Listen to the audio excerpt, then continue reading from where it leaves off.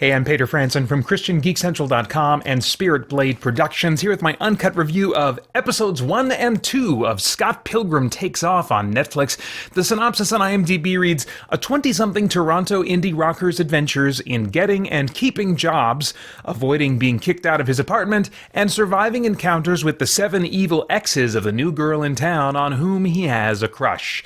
If this sounds familiar, you've probably, well, I can't speak to the comic books, but I've seen the movie that came out years ago that adapted the comic book material. I don't know how faithfully, but I really loved that movie. And so when I heard that Netflix was making this animated series and that the original cast of the movie was going to be coming back and playing their same roles again, providing the voices anyway, I was really intrigued as to what this was going to be, a retelling, an expanded version.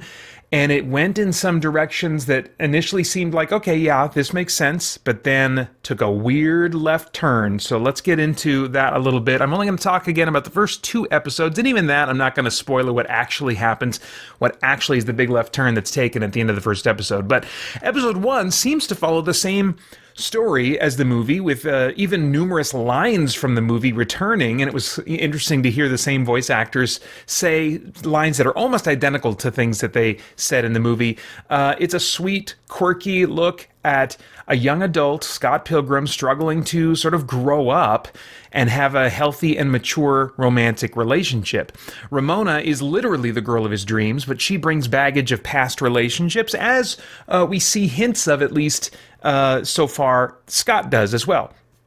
The movie really symbolically explored that baggage, I think, as giant comedic action combat sequences, and so I expected something similar in this story as well. But at the end of episode 1, it dramatically veers from the movie's story. This had me just joltingly lean forward for episode 2, and then quickly lose interest. In episode 1, I'd been like, oh, this is interesting. Oh, okay, I see they're kind of expanding some things. Okay, this is a little bit different here, this is a little bit different here, but it was a kind of a representation. And while that was interesting, I could sense that by the time we're getting close to the end of the first episode, I don't know that I'm going to stick with this the whole time, because I've seen the movie, I loved the movie, and this isn't quite the movie, and I'll get into why that is when I talk about the cast a little bit. But it was that left turn that made me think, oh, well, I guess this could be a totally different animal, and I might really appreciate it for that, because I don't think I was going to stick with it if it just was an adaptation of the same story that the movie had.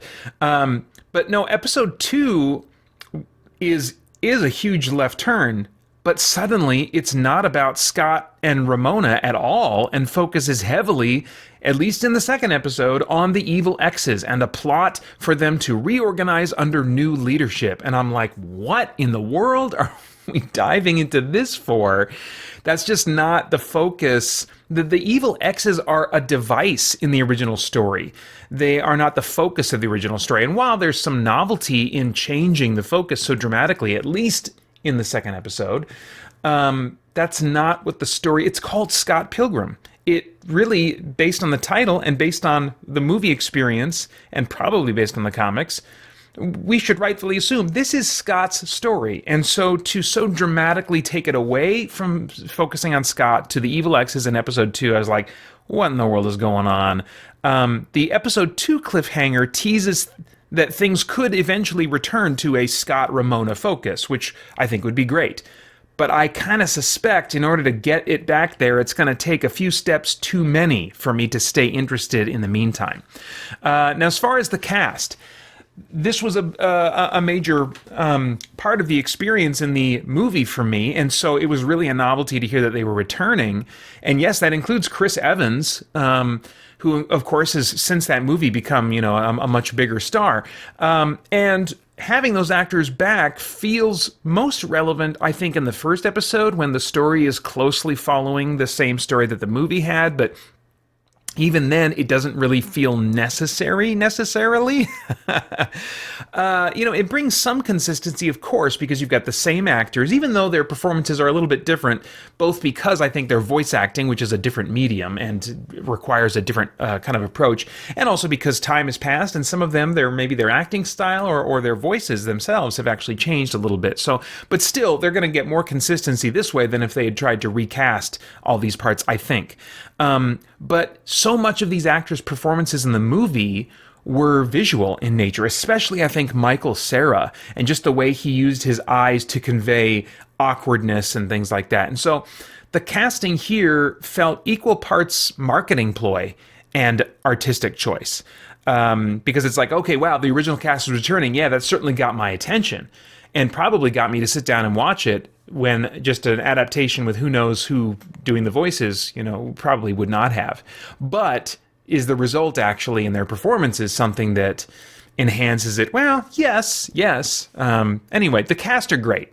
And to the degree possible that they can bring back their performances or evoke or re-energize, recreate their performances, maybe with some new modifications, they did a great job with that. I don't have any complaints about the cast. I just realized that I missed their visual performances a lot.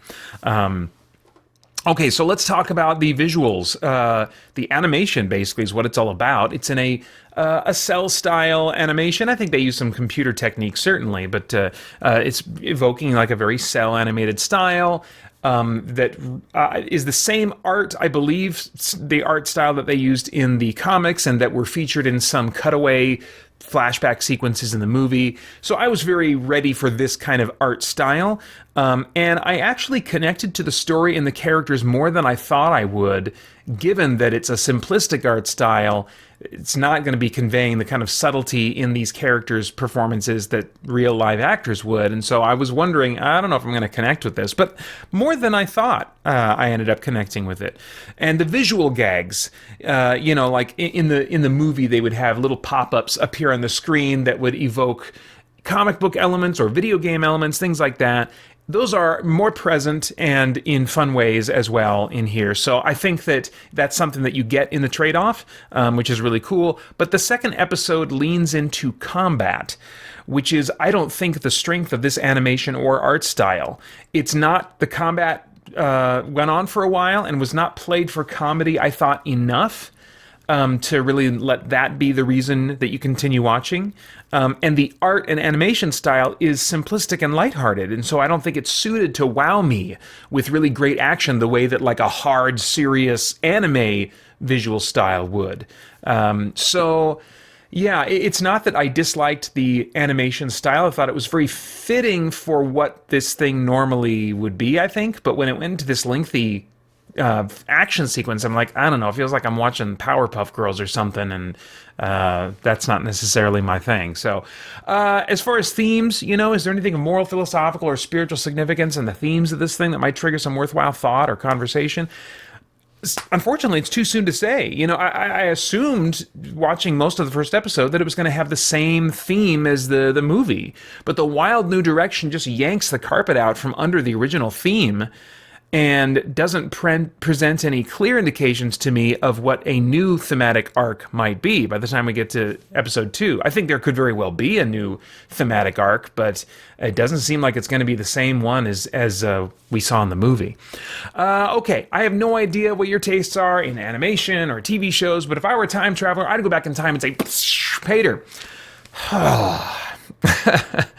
Torn. Sadly, I think skip this one, or at most put it on a peripheral screen while you play video games. It's not something you're going to have the patience to give your full undivided attention to.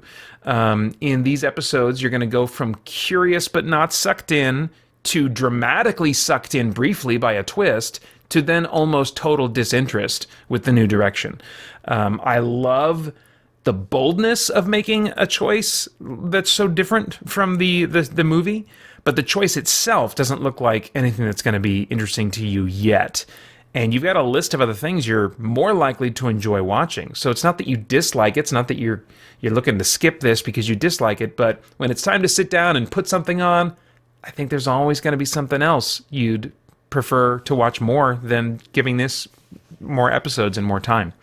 All right, so yeah, it's rated TVMA for language and smoking, and I think those are all of my thoughts for now on Scott Pilgrim Takes Off, episodes 1 and 2. As always, I'd love to get your thoughts and reactions in the comments below. Please like, share, subscribe, click the bell, do those things. That really does help out. I do want to thank the Spirit Blade Insiders as well for making this review possible with their support. You can get info about the benefits of joining over at patreon.com/spiritbladeproductions. And then I hope you'll check out our podcast and stay connected to all CGC content over at christiangeekcentral.com as we continue to geek out and seek the truth.